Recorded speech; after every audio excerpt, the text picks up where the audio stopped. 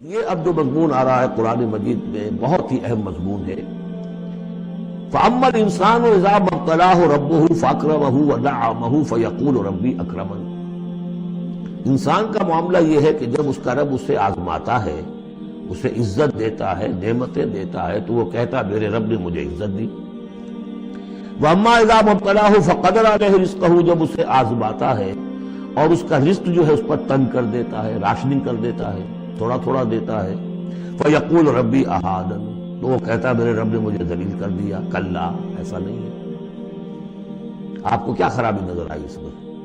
کوئی شرک نہیں ہے۔ اس نے یہ تو نہیں کہا کہ مجھے نعمتیں دی ہے تو کوئی لکشمی مائی کی کرم کی کرپا ہو گئی، یہ تو نہیں کہا۔ اللہ نے، میرے رب نے مجھے عزت دے دی۔ اور اگر کہیں تنگی آ گئی ہے تو یہ میرے رب نے مجھے ذلیل کر دیا۔ توحید تو مکمل ہے نا یار، کہ کسی اور دیوی دیوتا کسی اور الہہ کا تذکرہ نہیں ہے، رب ہی نے مجھے عزت دی، رب ہی نے مجھے ذلیل کیا۔ تو عز من تشاء و تذل من تشاء، اے اللہ تو ہی ہے جس کو چاہتا عزت دیتا ہے، جس کو چاہتا ذلیل کر دیتا ہے۔ تو کیا خرابی کیا ہے اس میں؟ اس میں خرابی یہ ہے کہ اس دنیا میں جو کچھ تمہیں ملتا ہے تم اسے عزت مت سمجھو، یہ امتحان ہے۔ اور اگر کبھی تنگی آتی ہے اسے ذلت نہ سمجھو، یہ بھی امتحان ہے۔ یہ برابر ہے۔ یہ تم نے اسے عزت سمجھا، دھوکہ کھا گئے۔ اس کو ذلت سمجھا، دھوکہ کھا گئے۔ چاہے توحید انٹیکٹ ہے آپ کی، لیکن توحید جو ہے وہ تو یوں سمجھیے کہ جڑ بنیاد ہے نا ہدایت کی، اس سے اوپر بھی تو منزلیں ہیں ہدایت کی کہ نہیں؟ یہ امتحان ہے۔ ایک لفظ جو کامن ہے، اذا ما ابتلاہ ربہ فاکرمہ، جب اسے ابتلا میں ڈالا اور ابتلا میں عزت دی۔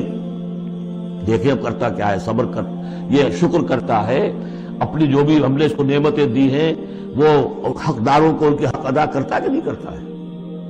یہ عزت نہیں ہے۔ عزت تو تب ہوگی جب تم اس امتحان میں پورے اترو گے۔ ذالک یوم التغابن، وہ تو قیامت میں پتہ چلے گا کہ کس کے لیے عزت تھی، کس کے لیے نہیں۔ کسی کو تنگی دی ہے تو یہ ذلت نہیں ہے، دیکھنا ہے صبر کرتا ہے کہ نہیں کرتا۔ کہیں یہ بالکل مستر ہو کر اور اپنی عزت نفس جو ہے ہتھیلی پر رکھ کر لوگوں کے سامنے مانگنے کے لیے تو نہیں نکل جاتا، پتہ چل گیا نا۔ تو یہ امتحان ہے۔ تو پہلا درجہ سمجھیے کہ چاہے فراوانی ہو، عیش ہو، آرام ہو، دولت ہو، یہ بھی امتحان۔ تکلیف ہے، رنج ہے، محنت ہے، مشقت ہے، اسرت ہے، تو یہ بھی امتحان۔ دونوں برابر ہو گئے۔ اب بھی ہدایت اس سے اوپر بھی ہے ایک۔ ہمارے دل میں یہ چور رہے گا پہلا امتحان آسان ہے، دوسرا مشکل ہے۔ نہیں، حقیقت اس کے برعکس ہے۔ پہلا مشکل ہے، یہ دولت میں رہ کر بھول جانے کا آپ کے اندر زیادہ امکان ہے۔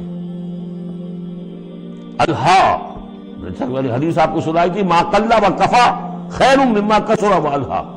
اگر زیادتی ہوگی، دولت ہوگی، تم اللہ کو بھول جاؤ گے تو زیادہ سخت نقصان یہ ہے، زیادہ بڑا امتحان یہ ہے۔ اور اگر ناپ تول کر مل رہا ہے تو ہر وقت اللہ یاد رہے گا، یہ ہلکا ہے، اگر حقیقت وہ بھاری ہے۔ اور اسی میں وہ واقعہ نوٹ کر لیجئے امام احمد ابن حنبل رحمۃ اللہ علیہ کا، کہ جب وہ مار پڑ رہی تھی کہ جس کے بارے میں الفاظ ہے کہ ہاتھی کو بھی وہ مار پڑتی تو بلبلا اٹھتا، اس وقت آنکھوں میں آنسو نہیں آئے۔ کب آئے؟ جب بادشاہ وقت، خلیفہ وقت کا ایلچی آیا ہے اشرفیوں کے توڑے لے کر کہ یہ بادشاہ نے آپ کے لیے نذرانہ بھیجا ہے، تب رو پڑے، اے اللہ میں اس امتحان کے قابل نہیں ہوں۔ یہ امتحان سختر ہے۔ تو یہ ہے درجہ بدرجہ، لَتَرْكَبُنَّ طَبَقًا عَنْ طَبَقٍ۔ تو ہدایت کے بھی یہ درجے ہیں۔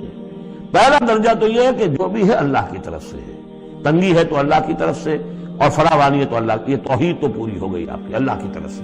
لیکن اس میں اب آگے درجے ہیں کہ یہ امتحان ہے، یہ بھی امتحان، وہ بھی امتحان۔ اس اعتبار سے دونوں بھی امتحان ہیں، یہ دونوں برابر ہیں۔ اس سے بھی اوپر یہ ہے، وہ امتحان مشکل ہے فراوانی والا، اور یہ امتحان جو ہے یہ آسان ہے۔